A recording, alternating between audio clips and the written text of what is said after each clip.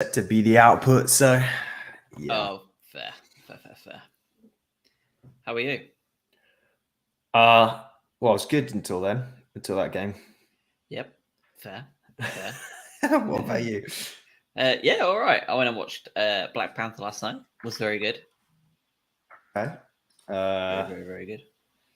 Yeah, I think I've made my thoughts on the Marvel universe relatively clear. I don't think I've watched one for about 2 years, and when I do watch them, I watch them on the plane, which is The plane. yeah. I like to basically get the opposite of the director's intention. I like to see it on a tiny screen with poor audio, um, and edited to take out anything mildly interesting. That's my yeah. Yeah, the airplane editing is always the worst. Right, let's get down to it. We are Craigless today. He's had to make an unexpected trip down to Flow Rider, so hope he's doing well down there as best he can be. But we are together with Adam and Josh, so I hope you're all doing well. I was going to see if Richie Mills could come on today, but because we're doing it right after the game, he's going to be busy in the scrum with Chelsea beat reporter Andy Naylor as well. So, and we'll get to him. Let's talk about the illnesses that seem to be going around first and foremost. Changed lineup today. Mitoma out, Welbeck in, Webster out, Colwill in. Couple of drops off the bench as well. Sarmiento also out. One of the players, I can't remember for which game it was yesterday, dropped down in practice in a training session before the game started with sickness. Like he went down and had to go out. Don't know what's going on really there. A lot of people getting ill, getting sick, possibly COVID, but I feel like if they're being allowed to come on the pitch and play, they're probably not. Maybe more of a stomach bug or something like that going around. But we were very light on the bench today, weren't we? Offensively, especially. Yeah, well, look, after watching that game, I feel pretty sick as well. So I sympathise.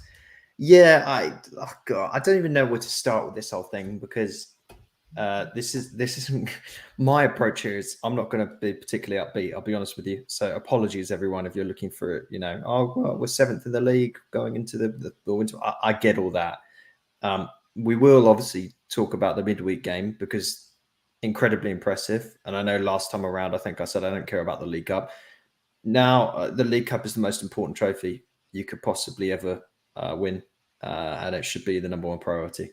That's my change over the last few days. But this game was a travesty, all in all, from top to bottom, from the lineup, from the subs, from the refereeing and VAR to Naylor to everything. Everything was infuriating. And not least mentioning Villa, who are I'd honestly rather watch a training session than watch a Villa game or playing against Villa. It was that unenjoyable. I don't even know what your question was, Josh. I'm just ranting at this point because it was so frustrating. The team sheet, yeah. As soon as we saw that Matoma was out and the illnesses and things like that, I feared a little bit because what it looked like was we were going back to the lineup and the formation that was not impressive for the start of De Zerbi's reign. And outside of the brief bit of pleasant surprise because of the press that we got at the start of the game, frankly, this was back to the classic failures of Potterball. I did not see a lot of De Zerbi's game today. I really didn't. I just saw frustrations. Welbeck trying to lead the line and again not score. Trossard playing in a position that now I think we can all agree is maybe not his best place, and just a flawed performance all around. Yeah. FM streamed in the chat. Let's talk about VAR. Don't delay. We are going to a little bit FM streamed. I'm sorry because we've got to start from the start, as opposed to about 54 minutes into the game.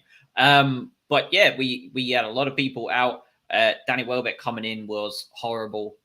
You know my feelings on Danny Welbeck at this point. Everybody who's listening knows my feelings on Danny Welbeck at this point.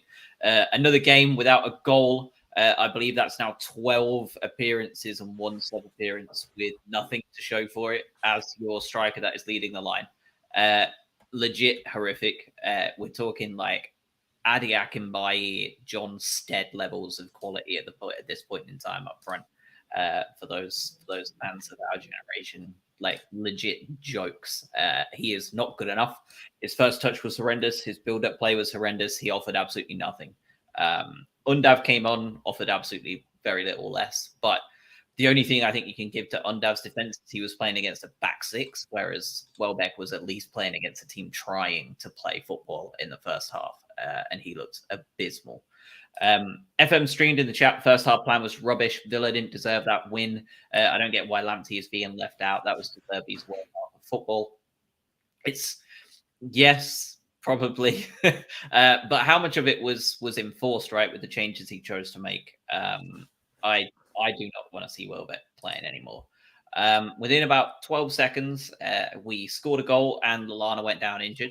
How do you feel about Adam Lallana, Adam? How long is he out for? I love it that every injury he gets is the most innocuous thing ever too. Never, like, barely ever any contact, nothing. He just like sits down and then goes off, and we don't see him for 3 months. Well, this wasn't a shock, was it? It's always when, not if, with the Lallana. I hope it isn't a very long-term injury, but as you say, he goes down. It looks like I think he was pointing to his hamstring. He's going to get plenty of time off to rest. I think he'll be fine once we start back up. But the biggest confusion for me was what happened after that, because you look at the options that we would have to mix things up. And for quite a while, I think even the last 2 games, my only thought has been like, I'd rather play one of Lallana or Gross and put a proper right back at right back rather than Pascal Gross playing there. So you'd think when Lallana goes down, you move Gross into that position and you bring on Lamptey or Veltman. And De Zerbi brings on Enciso and subsequently drags him back off, 10 minutes into the second half. So the kid ends up playing, 40 minutes of football. I don't really remember him being properly involved, but I was really baffled by that, because my main defense for the De Zerbi having Gross at right back or wherever he ends up playing when we actually have possession is that he's semi-capable there. That's okay. But also he's sort of got too many players to play in that center of the midfield. We just lost one, put Gross in his normal spot and then play a right back. Like, that's okay. We can play a right back at right back. But no, let's just keep Gross there and put an 18-year-old in who's going to completely fall on his face. Yeah, the formation and the tactics didn't lend to Enciso today, did they either? We were causing ourselves all sorts of problems, enforced, right, with the way we were deciding to play. Dunk was stretched with Gross on the right.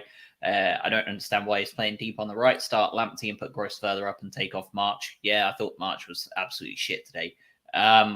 Today? Well, he has played very well at times. Craig isn't here. Somewhere he's absolutely raging right now that Solly March slander is going unprotected. But... Yeah, well, hold on. Let's briefly touch on Solly March, because at a certain point, the entire fan base at this juncture is now saying that the Welbeck thing maybe is not really working because he hasn't scored. But yeah, we're just letting Solly March dance around on the side of the pitch and try and murk players, put in crap corners, and then have no end product, and we're defending it. And I think prior to this game, and someone can correct me on this, but I believe the highest, most egregious XG to no goal ratios in the Premier League were Danny Welbeck and Solly March, as in they had the most expected goals and haven't scored since the Premier League has started this season. So why are we defending one of them and saying, well, Welbeck can't play anymore? They're actually top 5 in all of Europe. Brilliant. Yeah, even better. Only Tammy Abraham is worse than Danny Welbeck for XG right now. And then I can't remember who's third, but Solly's fourth. Yep. Yeah, so like we've said, Solly adds a lot, but Danny Welbeck adds a lot. But neither of them put the ball in the back of the bloody net. And at a certain point, that becomes indefensible. So, yeah. I think the only reason that people see a lot more of Solly March than anything else is his defensive contribution, which is more obvious on that right hand side, probably because we're playing Pascal Gross at right back, which may well lend to the fact that it shines more when he's defensively sound, and the fact that he generally is getting into good positions to feed a ball in, as opposed to Danny Welbeck doing none of the above. I mean, just for today alone, I think Solly March had 60 touches of the ball. Danny Welbeck had 17, and did absolutely nothing with it whenever he had it. His pass accuracy was 100%, but he had 6 passes or something hilarious like that. 8. Danny Welbeck had 8 passes all game. He's just absolutely, I just don't understand it. But both, as you said though, both Welbeck and then Undev that came on, we couldn't get the ball to the striker today. We just couldn't. But how many times have we said that? And how many times have we then trolled out this narrative of just the team isn't designed purely to funnel through a number 9. We expect goals from elsewhere. Blah blah blah. Yes, we've said all that a million times, but it's a problem. It's a big problem. And the other side of it is we're seeing the downside today of the De Zerbi experiment, which is also what we saw before we got ourselves out of jail against Wolves, which was Wolves hadn't scored more than 1 goal in a game all season, and we conceded 2 to them. Villa, their away form this year is they'd scored 3 goals in 7 games and conceded 15. And they had not scored more than 1 goal in an away game this entire season. And we then bleed 2 against them. Yes, 1 was a penalty, but it should have been a penalty. And let's admit before that they hit the post as well. Yep. So we can't have the bad bit on both sides here. We have to be we don't see those goals that we saw against Arsenal and the goals that we saw against, I can't even remember, the Chelsea. Then we have to be solid at the back. We can't be crap up front and crap at the back. We only have 1 win against Villa in 11 games, stretching back to 2010 though. They are very much a bogey team for us. Yeah. We beat them once in 12 years and 11 games now. We are just not good against Aston Villa. And we did also enjoy running into an Unai Emery manager bounce as well, is also worth noting here, because he is a cup final specialist and he probably told them to treat it like one, because it really was his kind of only in one solitary kind of away game he had before the end of this this section of time before the cursed World Cup next week. Penalty this week, Lewis Dunk, 3 and 4 now. I can't remember the City one. Do you remember the City one? Yeah, wasn't it sort of a tangle with Bernardo Silva, who went down really easily? Something like that, if I remember vaguely. Felt really light. It was definitely a penalty against Chelsea for the handball, albeit a little bit harsh, but it still was one.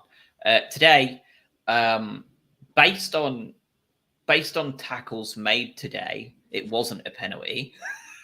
based on common sense, there should have been a spot kick at both ends of the pitch today, right? Yeah, there's no doubt about it. I mean, we'll talk about the one on. It was Solly, right? Yes. Yep. I mean, I'm surprised he's got a shin left, but the dunk one, the dunk thing's a problem. The dunk thing is a problem, and if I know we all the plaudits that Dunk deserves that go his way are earned, but if you're looking for a reason why Gareth Southgate hasn't called Dunk up, it's because of this. It's because he has this in him, and it's too frequent an occurrence at this particular point. And whether it's, as people have pointed out in the chat, he's being pulled out of position by other players not doing their jobs, potentially. But today, that was a last-ditch challenge, which I also don't think was necessary. I think Sanchez was getting that, and it was overran, and he just scythed him down. Now, was there a dive in there as well? Yes. Would 99% of forwards have also gone down under that challenge? Yes. Absolutely a penalty against Dunk, and he should not be doing that. One thing to note is in both that penalty and then the other goal, Estupiñán didn't shine himself in glorious light for either of those. He was outrun where the through ball was placed. And on the second one, he let, I think it was Cash on maybe both occasions, get the better of him to get the ball in the box. And that again puts everyone else in a tricky position. So it's just one thing to note there. Like he looks exciting going forward as Stupinian, but his defensive work has been a little bit questionable. The thing on March was, I don't know how VAR looks at that, takes all the time that they do, and then goes, yeah, no penalty. Or at least ask him to look at the monitor again. We've talked about that, and it is all just pageantry at this point. If you go to the monitor, they're going to give it. But in a normal world, you should be asking them to go to it, whether it's pageantry or not, right? Like you should have the ref take a second look at that penalty claim from Solly, surely, because it shouldn't take that long without you wanting the ref to take a look, is my opinion. Or how do you not get the ref to take a look at that? Like, at least let the guy in charge of the game have a second look at the part where the player hacked the other one down and didn't get the ball until he went through his leg. It's just a continuation, really. But don't worry, because Kavanagh ended up handing out 400 yellow cards to Villa, so he probably thinks he's okay.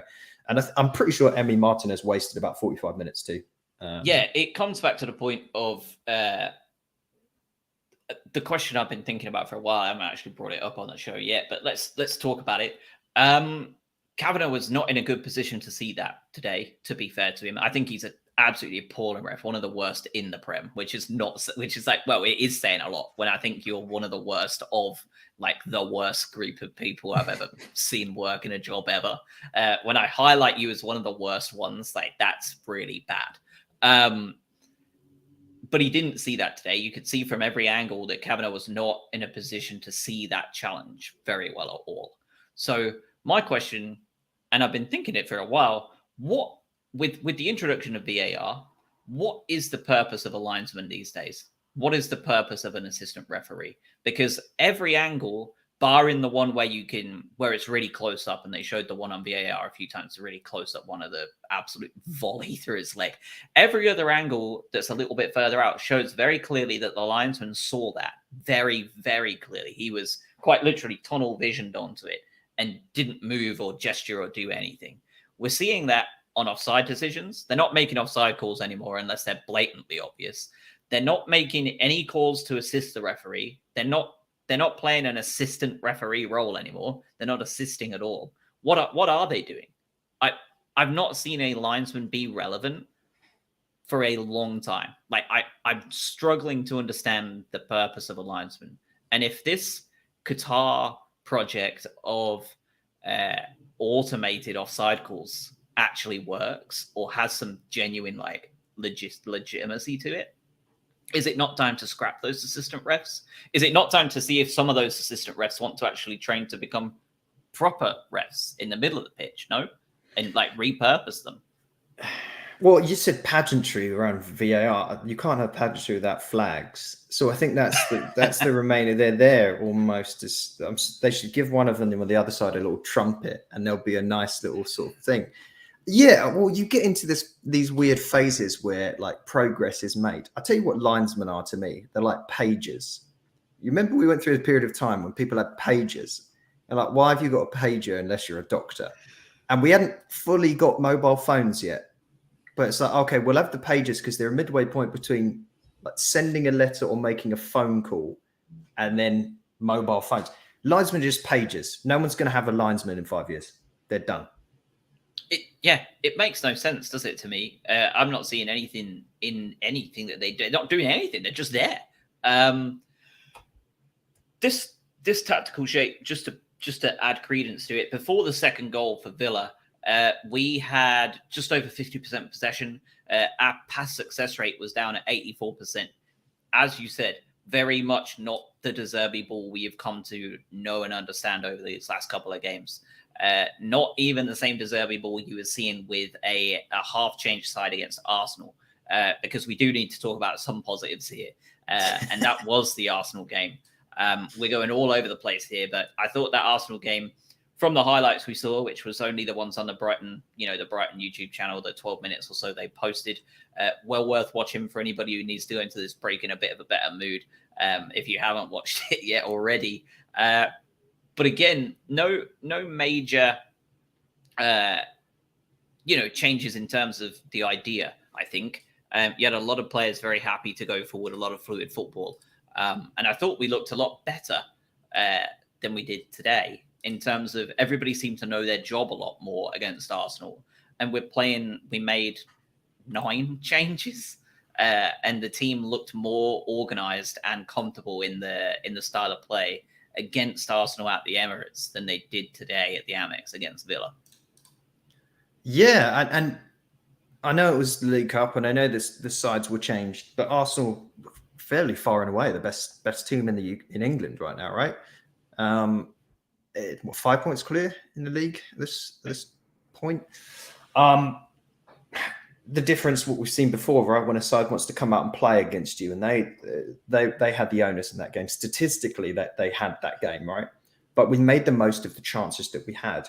I think in that game we had 13 attempts on goal, and I'm trying to see if I can find out sort of on target shots from that Arsenal game. But against Villa, we had 2 on target shots. Against Arsenal, it looks like we had double that at least, with 3 goals.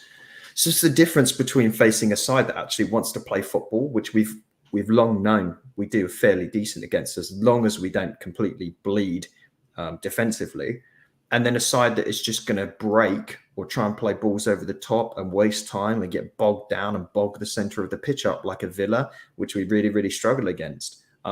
So it's almost weird, right? I think the next game we've got in the League Cup is Charlton. We're going to be able to outclass the hell out of Charlton, but it's almost like I'd rather face these sides that are going to really come out and have a game against us than face a Dyche Ball-esque team, which is like our consistent recurring nightmare, isn't it? And I think that's going to be our first game back. I believe that is the weekend before Christmas is going to be Charlton. I think that's going to be I think that's essentially 20th. Yep, I think that's pretty much going to be utilized as a like a preseason fight finale. At this point, I would be, if I was them anyway, I would see that as a bit of a blessing in disguise that we've got a game where we can quite literally put out what we probably envision to be our starting 11 and go play Charlton out the Valley. They will be well up for it. They'll be coming back off of a break as well, and they get to play what they probably consider big opposition now at their place for a role in the last 16 quarterfinals, wherever we're at this point in the League Cup. Yeah, this will be the 4th round. So after that, I think we did get down to the last 16, right? Yeah, I think so. Let's talk about the second goal and Levi Colwill today. Forced into the team because of the Adam Webster illness. Played well against Arsenal. Generally, I thought the entire backline played pretty well against what was a pretty dangerous Arsenal front line, to be fair. Well, and Steele had a hell of a game from what we could see too. We're easy, quick to malign Steele, but he was very good against Arsenal. Yeah, he was. He seems to just like raise his quality to the opposition, doesn't he? Feel like when we played whoever it was a couple of years ago, Lincoln or whatever it was, we played like a team in League Two. Steele played like a League Two goalkeeper, and then we play Arsenal, and he's playing like prime baller out there. Like it was very. He was very good though. Made some really key saves and good ones too. Like pushed the ball out into good areas and did well. Colwill today though, not good, was he? Looked off the pace in just about every aspect of the game, and then put in a Lewis Dunk-esque block, but in actually blocking it like Lewis does. He pinged it into the back of the net and passed Sanchez for the second goal. I thought he was really poor today. How did you feel about Levi today? Well, our friend Richie Mills, I think if I saw on Sussex Live just after this game, gave him the highest rating on Brighton's side. I'm not sure if I saw that, Richie, if you're listening at some point. Broadly, I think he was good, but two horrendous errors, which meant he was bad. So yeah, I mean, it's that goal from Ings was tricky. As I said, I don't think Estupiñán was particularly good, even just to have that ball get into the danger zone. We then had, well, Mac completely screwed up, caught in possession, just a reversal of what he even did to.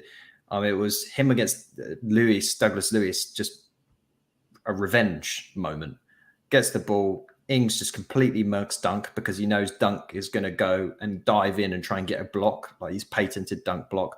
And then Colwill just kind of gets caught in a tricky spot and gets megged. The open header he had with absolutely no marking at the end of a game where basically you could have just put one of those dummies in there and it would have boinked off the head and gone in. He managed to just sky a header, which is quite hard to do. That takes whatever he could have been the best defender in the world today. And if he did that, I'd still say he had a poor game because he cost us a point hypothetically. Yeah. Alex Sam in the chat, De Zerbi's press conference. De Zerbi said he was angry today at the time wasting and at the referee. Probably rightfully so. It was the worst thing we've seen in quite a while from a referee. He said it was very tough losing Lallana in game as well as losing Mitoma and Webster before it. Yeah, I mean, you've lost 3 of your starting 11 before the game even started. I suspect we probably wouldn't have seen Welbeck start today had Mitoma been fit. Do you think that's right to probably guess that? I don't think Welbeck would have been. I think we'd have pretty much been playing the same side that played at Chelsea. And yeah, there's absolutely no way that you go back on where I think he'd suddenly found his groove. I know the Arsenal game's a little bit of an anomaly. Yeah, we played Welbeck, we played a bunch of youngsters. I know it's a little bit different, but if you use those Chelsea and Wolves games in terms of those passages of play and what we created, that was born out of this switch that we made. And yeah, we just went back to the problems that we saw against Forest and Brentford and Spurs today. So yeah, that not great for him. Like you feel for him in terms of his selection capabilities. And as you hinted at a little bit earlier, who could come off the bench and really make a difference to switch things up? It's not a great deal of options at that point. No, I mean, there was no one, was there? Once you've lost those group and Sarmiento's out hurt too, or injured or ill or whatever is wrong with him. And we decided to bring in Cesar on so early, we were basically out of options at that point. Billy Gilmore, maybe. But at that point, he's not the attacking option we want, right? Yeah. Brightonian on Twitter did just tweet something that I think resonates a little bit with me. I can't remember the last time we ended a game thinking we got away with one today. I can't remember the last time we got away with a bad VAR decision in our favor. It's hard. I was thinking about it while you were talking there to think of the last time I thought that, and I don't remember one either. It is quite bizarre, isn't it? How I feel like we are on the shit end of the stick when it comes to bad VAR decisions quite often, no? Yeah, it's infuriating, but I'm going to go with the opinion. And by the way, Alex in the chat, I think earlier, I'll put this on the screen if anyone's on the live stream. It just says grumpy. Yeah, absolutely. I've got a combination of grumpy and the anger that Roberto De Zerbi has talked about. I don't think we deserve anything from this game. Yes, we should have had a penalty, and that probably gets us a point but based on how we were playing, probably would have just smacked it wide or something like that. We didn't. We had 2 shots on target at home to Villa. Yeah, we've got personnel problems and people are out sick and all this kind of stuff, but I didn't see the De Zerbi style passage of play, which is wait for the attackers to come in, create these quick one-touch pass maneuvers whereby the ball goes out defense midfield out to attack and play a direct actual move to get a shot on goal until the 94th minute. There was a little move that I saw and I went, hold on, that's the thing that we saw in those other games recently that we were all happy about. We didn't see it until the 94th minute. Yes, Emery is an experienced manager and he's got Villa to play a certain way that really frustrated us today. He solidified that central place. He nullified a lot of what McAllister and Caicedo do because the centre of the park was so bogged down. And what that meant is that we were relying on having to go out to the wings and try and make something happen. Trossard wasn't doing much on the wing. We talked about Martial already. We just didn't have a solution to the problem that they created. So I'm annoyed more to the fact that I just don't think we really earned anything today. If I had to watch Solly March try and run past Luca Digne one more time, I was gonna reach through that TV and throw Solly March over the top of the Amex. He did nothing. Like, there was no skill or anything. He just like looked at him and then just went to go on the outside of him, and like Digne just took the ball off him. Like, I don't understand. How many times did you see today with just one of our players just rammed the ball into a defender and they just a great tackle on the wing? Every single time. Yeah. It felt like it was non-stop. I could not believe it. It just drove me insane to see that continue to happen. Offensive options. We did have Evan Ferguson on the bench. You want to see him go out on loan this coming January winter, or are you looking to just bin off Undav at this point and keep Ferguson as the option that Undav is currently being used as? We just got a call up, didn't he? To Republic of Ireland, Ferguson, this week. So we'll see how he does, which will be interesting. But I think we've lost Josh as well. He's frozen in place. A lot of it depends on whether we're actually going to loan Undav out, if you can actually still hear me. Because I think in January, there's a decent chance that Undav goes on loan. And then we're going to be left with a situation where we don't have enough players really to play up top if there's injuries and sickness and things like that. So that's my major thinking. If Undav goes, Ferguson has to stay. If Undav stays and we sign someone, then Ferguson is going to go out on loan. It looks like you're back. I just did an amazing breakdown of Ferguson and Undav while you were gone. It's stuff for the history books. Good. Yeah. Well, what do you think? Maybe because you didn't hear anything. So, what's your thinking about Ferguson? I talked about the call up to Ireland, and basically depends on whether we loan Undav out or not. Yeah, I wouldn't be surprised if we loan him back to USG at this point. I mean, we're not using him at all, are we? I would be half tempted to just loan him straight back. See if we can't just. I mean, how much should we pay? $6 million for him? Like, loan him back and have them buy him back off of us in the summer for $2 million. Just cut the £4 million loss and just get it done. He isn't the player that De Zerbi wanted in the first place. He's not the player that Potter thought he was. I think we just need to send him back. He's not getting any game time, and when he does, he's either coming in thankless situations like today, where he's been put in front of a back six and been told score a goal with no creativity behind you, or he's coming on with 4 minutes to go and being asked to, do whatever he wants. And we're generally defending to see out a win or something like that. It's a waste of his time and ours, it feels like. Could Evan Ferguson not do the same thing?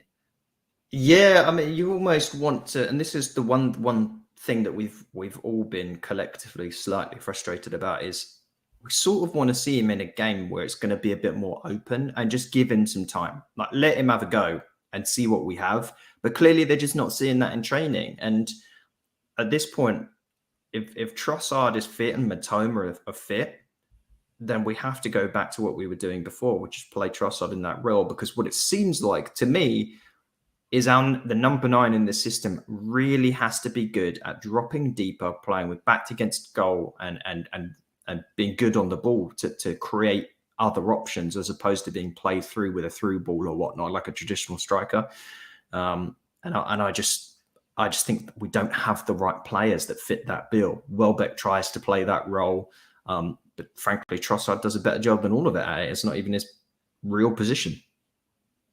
I mean, yeah, that's what we're seeing, right? Like, we've seen Trossard being able to do what De Zerbi wants a lot better than anyone else. What Potter wanted better than anybody else. He was able to play that role, and he's one goal away from matching his tally for last season.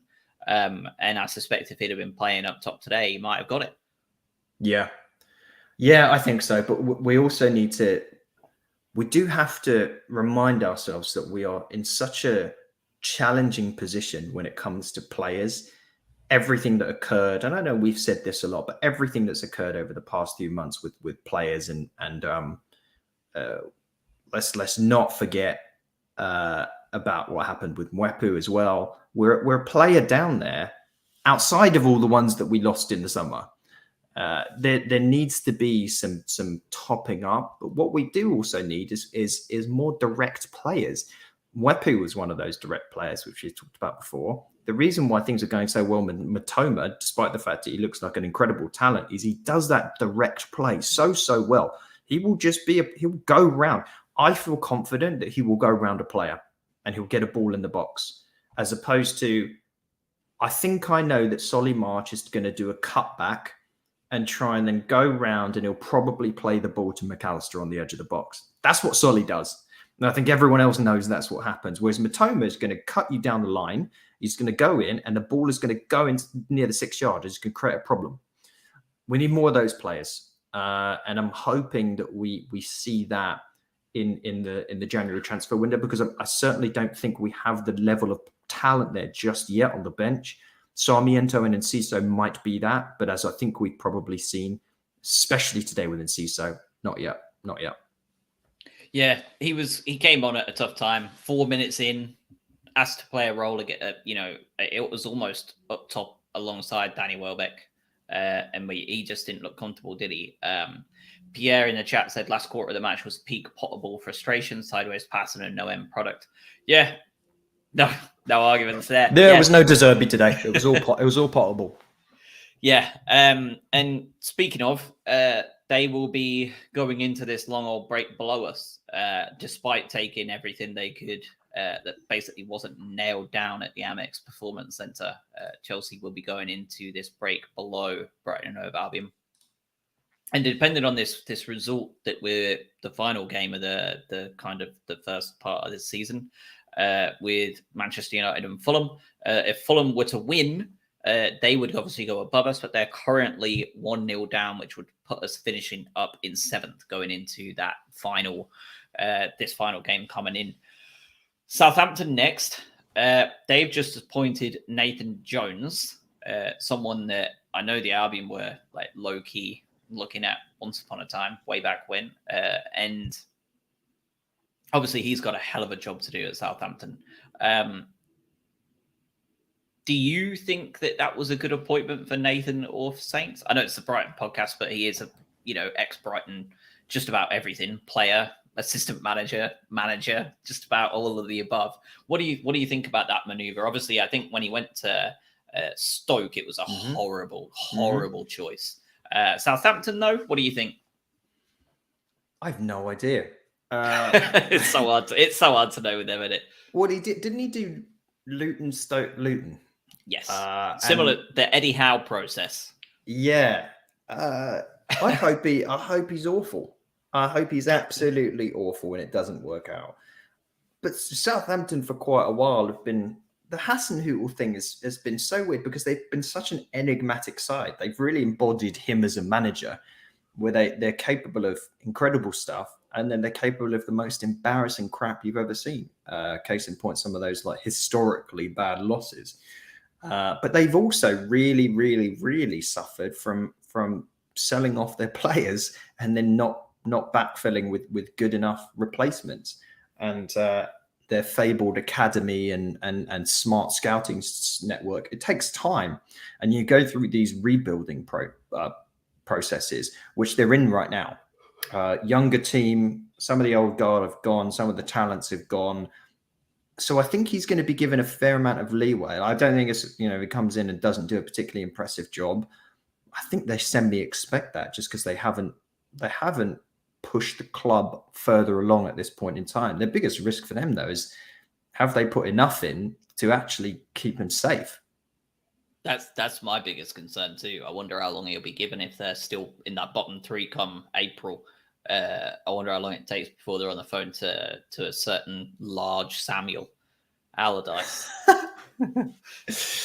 Yeah, God. I mean, he failed last time he was asked to do that. I wonder if Hodgson's got one more go in him as well. Not one the more. Fact one that last payday. I love that he just went to Watford for a paycheck and then So just good. absolutely half-assed it. Just had no care in the world. That's so good. I'm gonna, outside of Southampton suffering, I do want to go back to one other thing that we talked about a little bit, and this really embodied in the game today. We had 11 corners. We nearly scored from one because Gross just like, screw you, Martinez. I'm sick of this.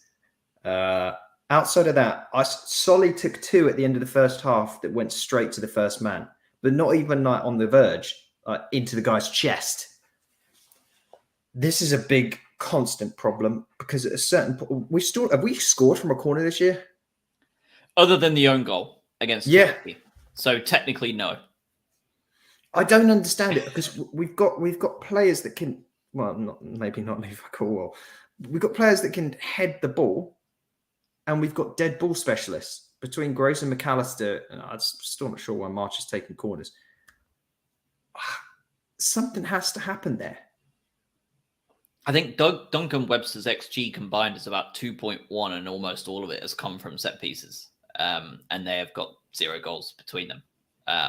So it is very much a problem, both on delivery, when you have Solly March hoofing it into the first man, which we've been seeing since League One.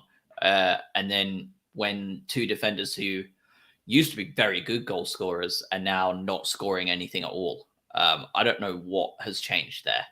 But Dunk was good for 5 goals a season, wasn't he?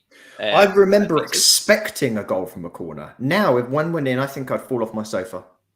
Yep. We need Shane Duffy back, really, don't we? Bring him back. Isn't he on the bench at Fulham? I assume he's on the bench at the minute. I assume so, yeah. I think the US national hero Tim Ream is keeping him out at the minute. Yeah. I think you're right. Yeah, he's not actually doing that bad. Yeah, I don't know, but I know we've been overly negative. But as for those of you, I'm sure everyone listening to this has watched the game. They've seen it in some capacity, and maybe if you're listening now and you haven't seen the highlights and you weren't at the game yet, that was a miserable watch. And it's such a shame because we've been on such an incredible ascendancy over the last few games where I think we all went together. Oh my God, De Zerbi's finally got his message across. We've got some real talent on this team. Matoma is going to win a Ballon d'Or. That was the vibe we were getting. And we all said last time we spoke, I don't really care about what happens midweek, but let's get a result out of Villa because it means we can swan off over this World Cup and we're ecstatic. And it was such a downer to see this game today where it just felt like the problem we've had for so long and all of the problems collectively, not being able to break a side down, not having a number 9 score, Dunk being a little bit problematic, March not doing his thing, the ref and VAR being crap. And we saw just the old school Potter problems. And that's just so frustrating. So hopefully it's an anomaly and it's a full reset. And when we play on against Charlton on the 20th of December, this never happened. Well, you nailed it. It's the full reset now, isn't it? I hope this is the last we see of that aspect of the team. I worry we're going to see it rear its ugly head a fair few more times, simply until we start seeing De Zerbi players being brought in, and Potter players being offloaded. Same way for Houghton and Potter. It took a long time for that Potter team to start playing proper Potter ball in the way he wanted to see it, because he had to offload a lot of Houghton talent. Who's offloaded, Josh? Eligible. For you? Who's offloaded? Welbeck for a start. I think he has to. He's just not it anymore. I'm sure he's great in a locker room, Connor Cody-esque. I'm sure. Everyone loves him. He's clearly a nice guy. He's kept around a lot because he is such a good bloke. But he's not our starting number 9 anymore. And anybody that thought he might be should just go back and watch this game and be reassured that Trossard is that number 9. Not just that though, is it? It's not just he's not the starting number 9. Whenever he seems to come in, even outside of the penalty against Arsenal, he doesn't even seem to be able to be a capable backup now. It's just nothing. Yep, nothing at all. I think you've got to sign Trossard to a new deal. You've got to, if you want to start keeping, if you want to keep De Zerbi happy. He's such an important player. I know he's waxed lyrical about him. I know other people love him, but Solly March has got to go. from that starting lineup as well. Dominic Berardi, he is not. If you want to, the wingers are so important to De Zerbi's system, the wingers and the 10, and you just can't. Like, that's Mitoma on the left, sound, wonderful, love it. Like, that's clearly it. That's the De Zerbi player that you want. Solly March on the right. I know he says so many good things about him, but it's just not it. Like, the pitch, I can hear the pitchforks being gathered. Yep. As you say that. Yep. Pascal Gross as well.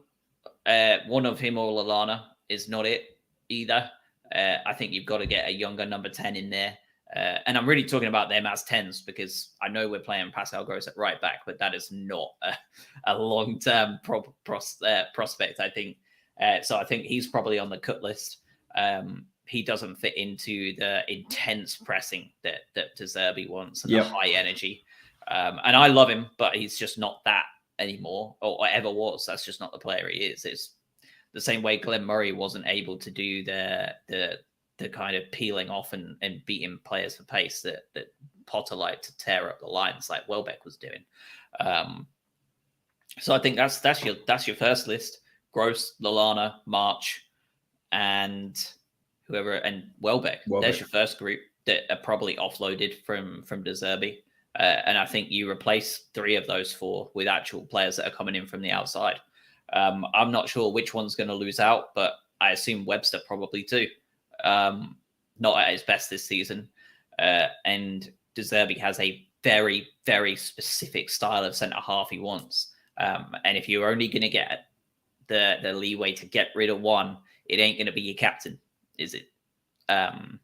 So for me, I think if you're going to do that, it's the same way that everybody was stunned when we spent all that money on Webster under Potter, when we had Duffy and Dunk together that were at that time legit formidable in terms of like the commentary at NBC. The only thing they would ever mention when we were shit was how good those 2 were together. Their stats were disgusting, like blocks, successful goals, like the goals, successful tackles, interceptions. They like led the league in everything. And we were stunned when they went on and signed Webster. But what on earth are they thinking? And then he flourished into this excellent centre half.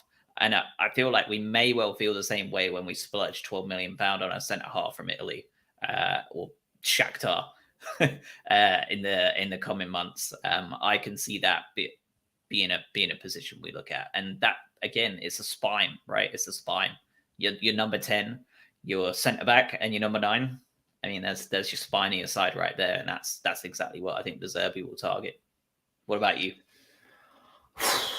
Yeah, and I appreciate your honesty because there's going to be some horrendously unpopular opinions in what you said there, but that's part of the fun of it, isn't definitely. It? And Pierre mentioned in the YouTube chat, Undaf for Adingra swap in January. I don't think he's got his work permit yet. I don't think Adingra can even play in the Premier League. He's got to earn his points but he's apparently it's 1 year. Looked it's impressive. 1 year. Yeah. So we're not going to see him for a while. And by the way, I don't think everything that you said here, these won't be immediate term switches, but this will be part of the planning. But somewhere, De Zerbi is going to be sitting down with the remnants of the recruitment team that aren't on gardening leave and talking about what the future holds and to make sure that his style of play is really adapted to. And I think you're right. Even when De Zerbi was announced and we did the podcast on De Zerbi, one of the things that we were talking about is he seemed to be very, very gung-ho on some of the players that we had. He's very quiet on the defenders. And yes, he's a very offensively minded manager. But as you say, he's got a characteristic in mind for his defenders. They've got to be decent ball players. I think there's got to have a little bit of pace in them as well. They're not your brick shithouse defenders of yesteryear. That does make me think he has to be planning for the future of what that centre back pairing looks like. We know Colwell's not the long term answer because we got absolutely screwed on that line setup. I personally believe that Veltman is probably a better solution than what we're currently doing at the moment is in a centre back grouping. Webster, as you mentioned, is tricky because I actually think he's closer to what De Zerbi wants. Comfortable with the ball at his feet, gets forward, is able to pick out a decent pass. I honestly, and I know we come off a game here whereby last Premier League game we talked about how incredible Dunk has been, how incredible Dunk's long passing has been, and all that good stuff. I'm still of the opinion Dunk is not a De Zerbi player, and I don't think that's going to change.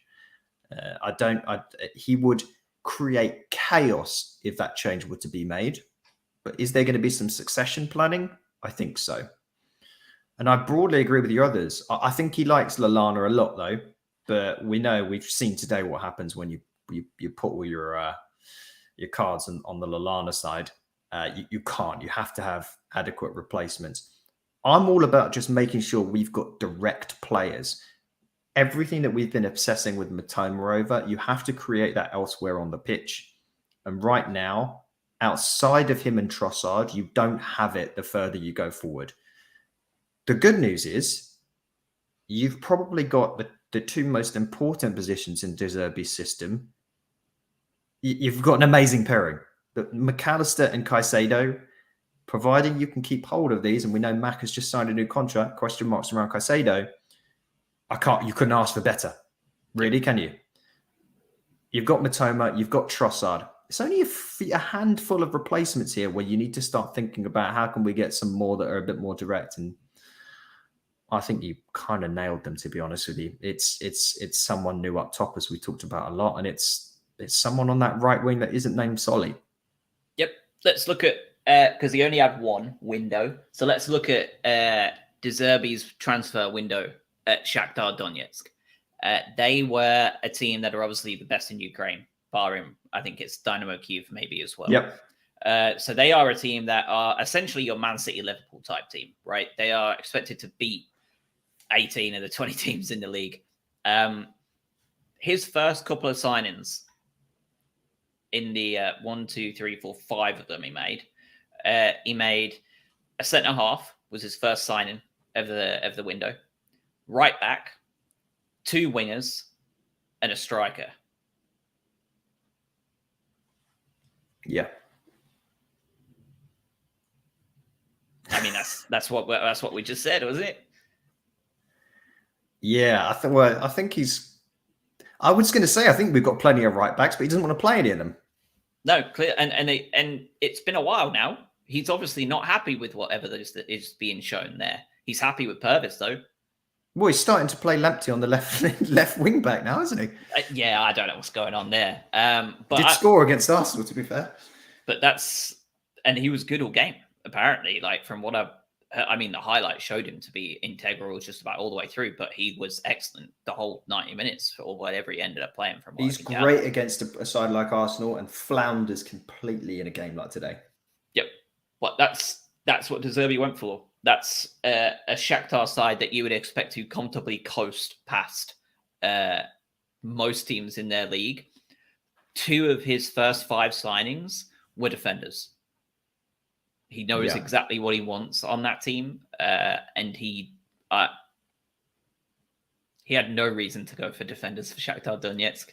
That's no reason. He can outscore any team he wants in Ukraine, barring one. He didn't need to go get them first if he didn't want to. He knew exactly what he wanted. He's very, very specific about those defenders. And like you said, hell, maybe Dunk will be on the chopping block as well. I don't know. It depends how much Bloom trusts him, but if Sami Hyypiä is anything to go by, I would suspect that he trusts him implicitly because he trusted Sami with the keys to the team and he was an absolute joker. So like, I think when he buys in, he buys in fully, right? Like if De Zerbi comes to him and he goes, I'm benching Lewis and Webster and we're signing blah and blah over the January and the summer. We're bringing one in January and we're bringing one in the summer. But this time next year, Tony, I don't plan on having either of those centre halves in my team. I think Tony goes, okay. Well, I think he's shown enough in some of these games where his version of the team. I think it's easy now for someone like Bloom to go, I understand what you're trying to do. So like I know, and I already believed in you, but I've seen it with my own eyes. But I also see the remnants of the Potter experiment, the bits that I didn't like that are still here. So I get it, but I think he's got that. He's going to piss off the fan base. Like there's going to be some really unpopular decisions that get made here to make sure that we move towards this evolution. And I want to make it also very clear before people lambast us. Dunk is an incredible football player, despite the fact that he's given away three penalties in the last 4 games. He's an incredible football player. We're just saying, is he the football player in that central defence that De Zerbi wants? Is Webster? Is Veltman? Maybe none of them are. Because what you saw today with Villa is what more sides will do against us. Because Brentford did this same damn thing to us, which is we're gonna frustrate the hell out of you. We're gonna get a bunch of niggly challenges in. We're gonna get a bunch of yellow cards. We're gonna sit back and then we're gonna boot the ball over. We are just gonna smash the ball over, and we know that you're gonna get untidy at the back and you don't have a great amount of pace. And that's how we're going to beat you, because we've got a number 9 that knows how to dance around and smash the ball in the back of the net. If it's not Ivan Toney, it's Danny Ings. And if it's neither of those, it's going to be the next one up when someone employs those same tactics against us. That's how you beat us right now. And more sides are finding out that you can just do that. Well, that's what Wolves did. Wolves did the exact same thing. Both their goals came from that exact thing. Guedes just beat everybody for pace and did the same thing. He's not the talented number 9, the other two are, but he won the penalty and scored the goal. That's exactly the guy hadn't scored either, right? Ings hasn't been in good form. Like, we're making a lot of these number 9s that pretty damn. I know Tony's a slight exception, but Brentford were in a hole when we played them. They weren't looking good, and now it's Tony for England. Yeah, he's been incredible. Scored a brace at the friggin' Etihad, didn't he? And looked really good. Yeah, I think that we're going to see the fan base annoyed, but there was lots and lots of people furious that we sold Mopé to, and he's an absolute clown show at Everton too. Like, well, Dan Burns, the one that is the seems created the most like fury from the fan base, and still does to this day. When he went up put his head against Bruno's bald head yesterday, people were talking about, oh, bloody Dan Burns for president. Yep, and he's been playing left back. He's not even been playing centre half, and people were fuming that we'd sold a centre back, and he's not playing centre back at Newcastle all season. Yeah, people are going to be upset. I remember that absolute uproar when Matty Ryan got dropped and then sold. Yeah, my God. Yeah. Oh my God. And now we've got a Spanish goalkeeper going to the World Cup in a week's time. So I think you've just got to trust these people to make the right decisions. Why not at this point? Why not's key, but you have to look at a side like Arsenal.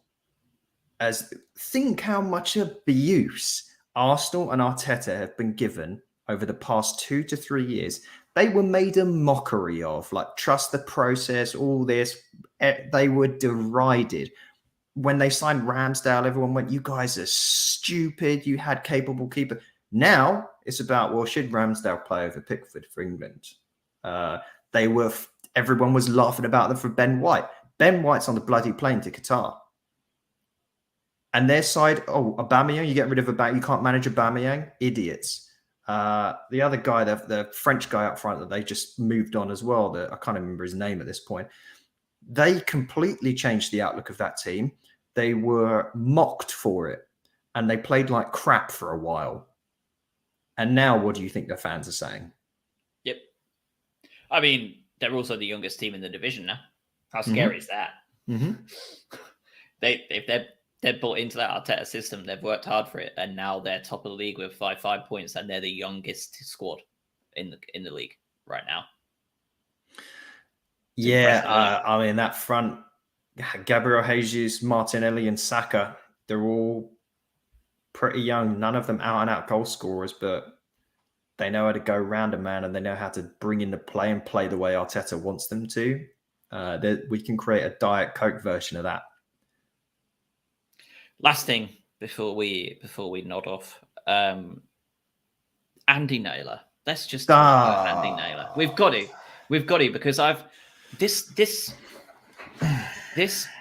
dive into this deep twisted man that he's becoming. Talking about Brighton Hove, I've never seen anything like it. He's been our correspondent for 25 years, and I cannot believe, like, the quite obvious, like, disdain for the team and its fan base from a beat reporter that I've ever seen in my life. Everybody, professional, ex-professionals, current professionals, old referees, new referees, Villa fans, every Villa fan I've seen online, non-Villa fans, neutrals, Brighton fans, the only 3 people in this entire world that thought that wasn't a penalty on Solly March was Kavanagh, the VAR, and Andy Naylor. And he's come out on Twitter again and told us that he's standing by that decision. He's come back and doubled down on it, by the way, since we've been recording. Shocker. And said that he doesn't think it was a penalty. Why? Obviously, the paycheck is nice. He's with a big boy firm now. But, like, why would you, like, at this point, like, do you not, at The Athletic, do you not just think, like, can we not just hire someone else and push him on to something else? Like, he's a Stoke fan anyway. He doesn't support Brighton. It's pretty clear he doesn't like Brighton at the moment and hasn't for a while, especially since the Potter stuff. Like, can we not just see if we can move him onto a different team that needs a beat reporter and move him off? Because he's actually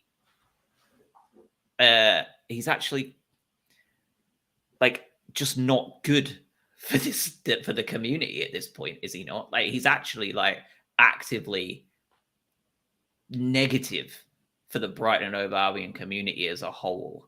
That you can't say the same for young up and comers like Richie Mills, the young lion, or like Brian Owen, right? Like, very good. Johnny Cantor, very good. Warren Aspinall is the most biased man in the world, so I'm not going to include him. God love him. But like, Naylor is not in that, even close to that echelon at this point. Like, he was, but he's just felt, like, to me, in such a level of like the way he takes everything so personal, the level of bias he's institutionalized. I don't get it, but he's not good for this community, I think, at this point. I've made my feelings about Naylor fairly clear.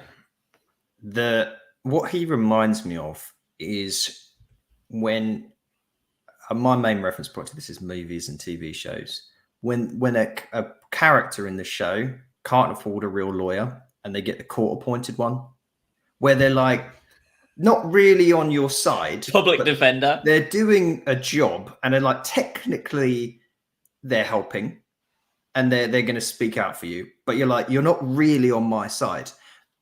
That Naylor is a court-appointed beat reporter for Brighton and Hove Albion. He's a very, and I've listened to him on some Athletic podcasts when he dials in. He's very mild-mannered, very softly spoken, thoughtful about what he says, but he's very, very careful with what he says against the hierarchy of the club and the broader journalistic viewpoint. And to us as fans, it infuriates us because, as you said, he never, ever speaks from a fan perspective. He takes a very pragmatic approach, but often now it seems more like he's toying with the fan base and that he's in some ways like creating a stance just to kind of anger people. I'm sure he would deny that entirely, but it's getting him clicks and it's getting him engagement, and that's what he's paid on. It's really, really frustrating because he's got a good setup. He's got a pretty comfortable life. As you said, he's getting a paycheck. He's got lots of relationships within the club. And he knows that if he upsets any of that, that puts him in potential tricky situation.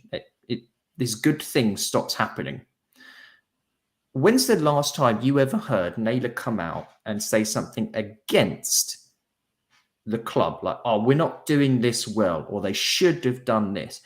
He's always like a bloody PR firm for the club, and he never represents us as fans. It's like he's either PR for the league, PR for the Athletic, or PR for Brighton and Hove Albion because he knows where he gets fed. And that's the bit that really, really annoys us. Like, mate, step out of your comfort zone and have a bloody opinion that feels like you might be at the ground wanting Brighton to win a football game. And I'm sure that others listening to this, and there's probably people a lot older than us that have been listening and swear by Naylor for a long time. And I know it's probably going to upset some people that we're talking this way. And the word I was looking for was adversarial. That's how he feels at this point. Lately. And my big thing is, on the podcast account, not on my own, I don't want that many people on my timeline, but from the podcast account, I've made a point of following the designated beat writer for pretty much every Premier League club. And as and when they go down, I unfollow them to get them out. So like Watford's gone. But I try and follow every single one because they give you the boots on the ground, right? Like proper Mhm. look at what teams are doing, what they're thinking, what they're feeling, and they talk from the fan base perspective too. The fella that talks about that does the Leeds beat reporting was superb during the Ben White saga. He got, I think it's Phil Hay. He had so much information from a fan base perspective and clearly what he was being fed and his own opinion that like that's what a real beat reporter looks like for your team. Like that's what they look like. And it's not just him. It's 19 of the other 20 do that. They ask tough questions. They represent the fan base, and they also very much are a PR branch of their club too. When things get overboard and things need to be communicated in a less brutal way, they do that a lot as well. So it's not to say that it's just like that's what Andy does and no one else gets that privilege because we were a small club and back 25 years ago we should remember that. Like no, like there are teams that were in that division with us 25 years ago that are with us now, and their beat reporters are asking the hard questions and they're representing the fan base. And they're also doing the PR work for the club. And they're also giving their own opinion that is like a normal one, not an almost intentionally trolling account at this point.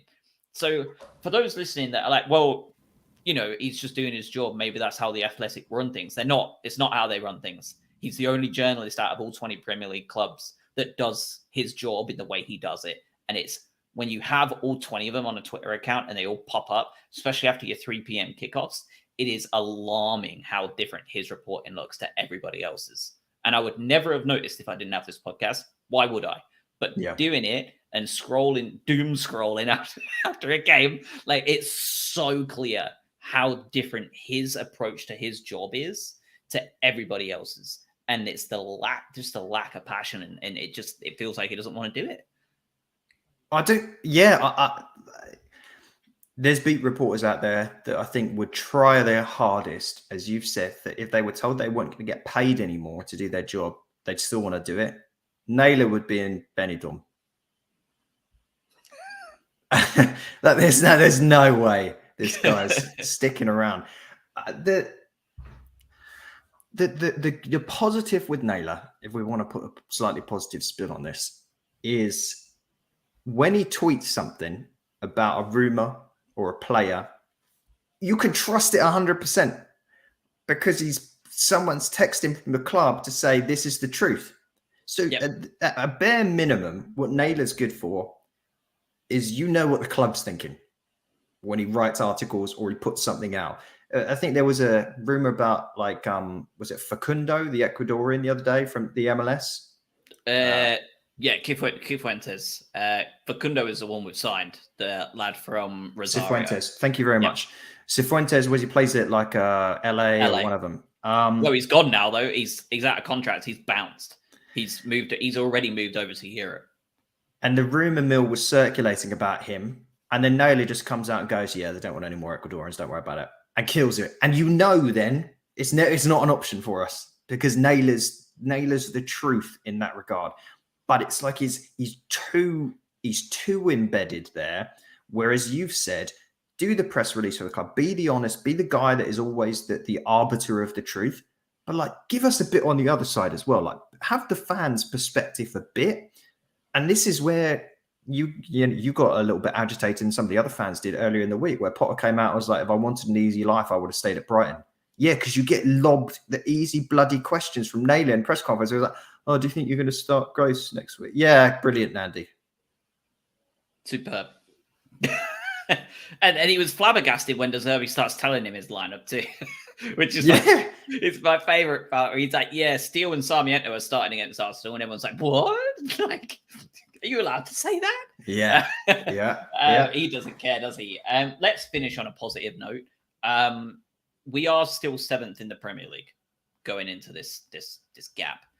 That will be the highest we've ever been in the Premier League at Christmas, albeit that's a huge asterisk with the huge gap we're about to have.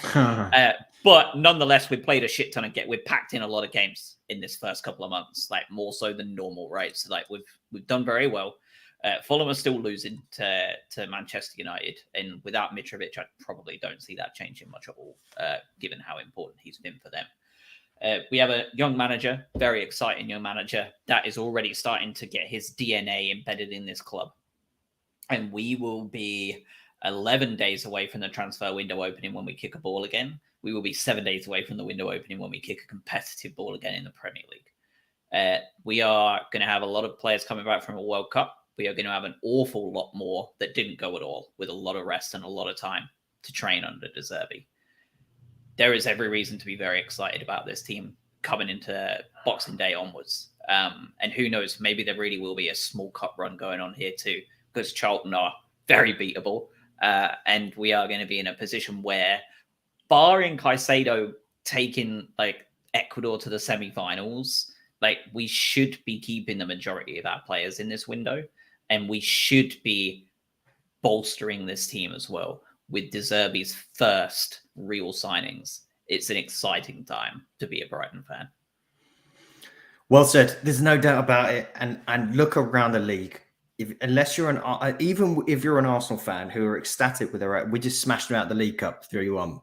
And no matter what anyone says, no one wants to get embarrassed at home 3-1 in the League Cup, even with and that's why he brought on all the big hitters in the 60th, 70th minute. They didn't want to lose that game.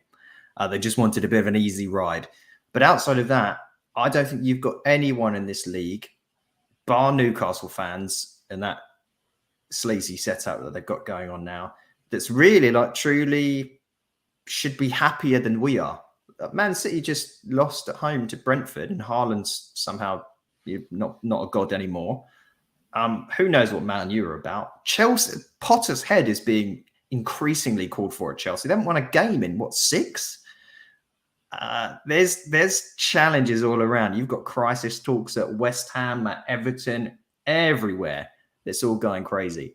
We're in a very, very promising position, regardless of everything that we've just spent the last hour and 9 minutes talking about purely off of post-game frustration. But please, don't see this frustration and grumpiness and challenging that we've been doing over the last hour as anything but passion.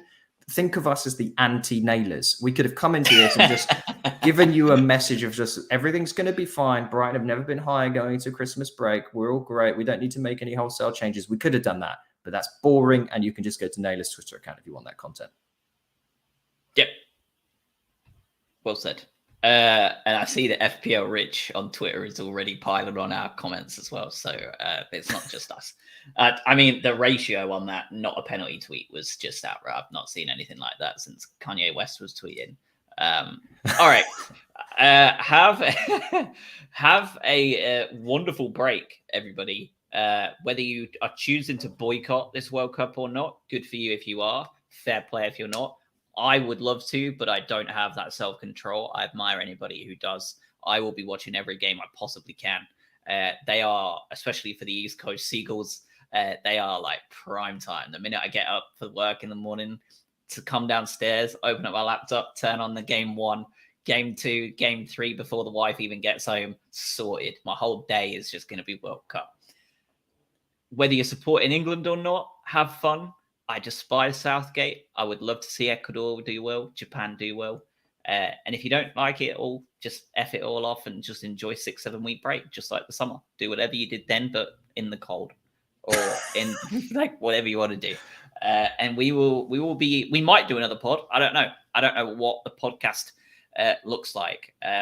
You know that there are a lot of Brighton podcasts around and people will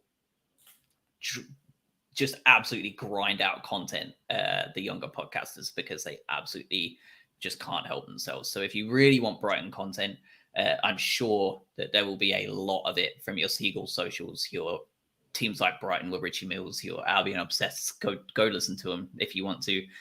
I just don't think there'll be a huge amount necessary for content-wise. Us bitter old fools just need a rest. Yeah. It's,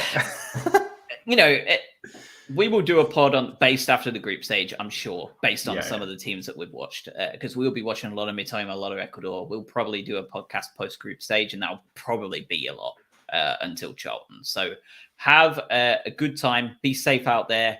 Enjoy Thanksgiving for those Americans.